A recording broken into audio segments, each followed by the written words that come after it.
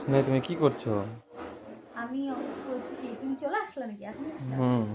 দেখো এই অঙ্কটা এখানে বলছে 2430 টাকা এক্স ওয়াই আর জেড এর মধ্যে এমনভাবে ভাগ করা হলো যাতে তাদের প্রাপ্ত অংশ থেকে যথাক্রমে 5 টাকা, 10 টাকা আর 15 টাকা কমালে অবশিষ্ট টাকার অনুপাত এত হয়।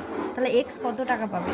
তাহলে এখান থেকে আমাদেরকে প্রথমে যেহেতু বাদ দিতে বলছে, তাহলে এগুলো আমরা তাহলে এখানে 15 আর এখানে 10 আর 5 এখানে 15 মানে 20, 30 টাকা আমরা বাদ দিব। তাহলে 2430 টাকা থেকে আমরা 30 টাকা প্রথমে বাদ দিয়ে দেবো, 30 বাদ দেবো। তাহলে আমাদের থাকলো 2400 থাকলো। এই 2400 টাকা এত অনুপাতে ভাগ করতে বলছে, মানে 3, 4, 5, মানে এক্স হলো 3, 4 হলো গিয়ে ওয়াই হলো গিয়ে 4 আর জেড হলো গিয়ে 5 অনুপাতে ভাগ করা হয়েছে। তাহলে এক্স কত টাকা পাবে? তাহলে এদের সবার হলো গিয়ে কত হচ্ছে, তাহলে মোট অনুপাত মানেই যোগ করতে হবে। আমাদের মোট বলছে 4 আর 3 7, 7, 7 আর 5 7, 8, 9, 10, 11, 12। তাহলে 12 যদি 24-এ যায়, 12 মানেই আমাদের কত? 24,000 চলে আসলো।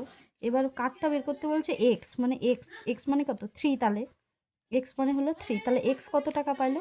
12 দুগুণই 24, তাহলে এক্স হলো 2, মানে 200 গুণ। তাহলে এখানে হয়ে যাবে না, হ্যাঁ তাই তো, হ্যাঁ 200। এক্স মানে কত আমাদের? 3। তাহলে 3 কত যাবে? 3-এর 3 দুগুণে 6, মানে 600 টাকা। এবার এই 600 প্লাস এর মধ্যে থেকে আমরা কত বাদ দিয়েছি? এক্সেরটা 5 টাকা। তাহলে এখানে আর 5 টাকা আমরা অ্যাড করবো, তাহলে হলো 605। এখানে হলো 200 গুণ হয়ে গেল। তাহলে আমাদের উত্তর হলো 605।